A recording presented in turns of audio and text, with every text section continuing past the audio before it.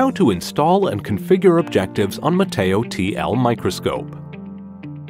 Rotate the nose piece so that the position where you want to install the objectives is accessible on the far right.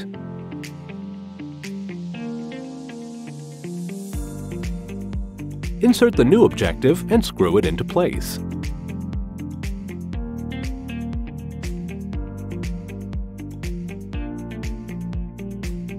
In the software, go to Settings. Select Objective Setting. Click the plus sign to open the objective list. Select the objective that you have installed.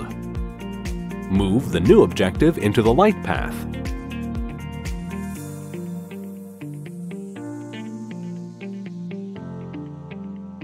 Mateo TL detects the nosepiece and phase turret position that are in the light path. In case of a mismatch, warning and guidance information are provided. Adjust the phase turret according to instructions. Focus for a sharp image of your sample. The new objective is now correctly set up. Mateo TL. Routine cell culture? Check.